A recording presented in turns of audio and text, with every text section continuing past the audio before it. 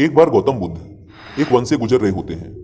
बुद्ध देखते हैं कि तीन व्यक्ति बुद्ध की ओर दौड़े हुए चले आ रहे हैं। वो तीनों व्यक्ति बुद्ध के पास पहुंचते हैं और बुद्ध से पूछते हैं, मुनिवर, क्या आपने यहाँ से एक स्त्री को भागते हुए देखा है?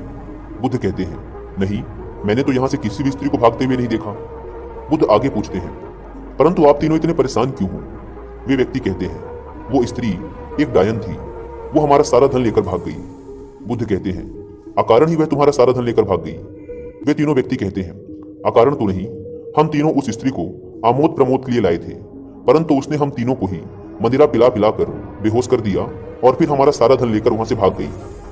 यह सुनकर बुद्ध मुस्कुराते हैं और कहते हैं, अच्छा है, उसने तुम्हारा कुछ बोझ हल्का कर दिया। यह सुनकर उन तीनों में से एक व्यक्ति को क्रोध आ जाता है और वह गुस्से में चिल्लाकर बुद्ध से कहता है, अरे तुम हमारा उपहास उड़ा रहे हो, तुम्हें पता भी है वह धन कितना था? इतना धन तुमने आज तक स्वप्न में भी नहीं देखा होगा। वह व्यक्ति यह बात नहीं जानता था कि बुद्ध बनने से पहले एक राजा के पुत्र थे, जिनके पास धन की कोई सीमा नहीं थी। बुद्ध कहते हैं, वो स्त्री तो अभी भी तुम्हारा सबसे कीमती धन लूट रही है और तुम कुछ भी नहीं कर पा रहे हो।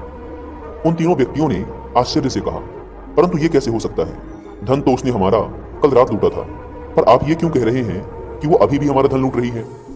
बुद्ध कहते हैं, धन उसने भूतकाल में लूटा था, लेकिन तुम उसके बारे में सोचकर अपना वर्तमान गंवा रहे हो। वह तुम्हारा वर्तमान भी चुरा रही है। ऐसा हो सकता है कि तुम उसे भविष्य में पकड़ लो और दंड दो, परंतु उस भविष्य और इस भूत के चक्कर में तुम्हारा वर्तमान तो खराब हो ही रहा है। और यही सबसे बड़ी समस्या है, तुम भूतकाल का बोझ उठाए उस भविष्य को बदलने का प्रयास कर रहे हो जो अनिश्चित है, और खो रहे हो अपने वर्तमान को। उन तीनों में से एक व्यक्ति कहता है, बात तो सही है, लेकिन यदि हम इसी क्षण में जिए तो? बुद्ध कहते हैं, यदि तुम इसी क्षण में जी पाए तो तुम अपने आप को जान पाओगे और अपने सारे दुखों का कारण भी जान पाओगे। उन तीनों में से एक व्यक्ति हंसते हुए कहता है, क्या आप अपने आप को जान पाए? और अगर जान भी पाए तो उससे क्या बदल गया? उन तीनों व्यक्तियों में से एक के पास बांसुरी होती है। बुद्ध कहते हैं, मित्र, तनिक मुझे अपनी बांसुरी दो। यह सुनकर वे तीनों व्यक्ति हंस पड़ते हैं और कहते हैं, अब सन्यासी बांसुरी बजाएगा। बुद्ध बांसुरी लेते हैं और बजाना शुरू करते हैं। जैसे ही बुद्ध बांसुरी बजाना आरंभ करते हैं, आसपास के पेड़ पौधों में बैठे पक्षी बुद्ध के आसपास मंडराने लगते हैं और वो तीनों व्यक्ति भी बुद्ध की बांसुरी की धुन में पूरी तरीके से खो जाते हैं। कुछ देर बाद बुद्ध बांसुरी बजाना बंद कर देते हैं, परंतु अभी भी वो तीनों व्यक्ति बुद्ध को एकटक देखे जा रहे थे, क्योंकि उन्होंने आज से पहले इतनी मधुर बांसुरी कभी नहीं सुनी थी। वे व्यक्ति बुद्ध से पूछते हैं, आप इतनी मधुर बांसुरी कैसे बजा पाते हैं?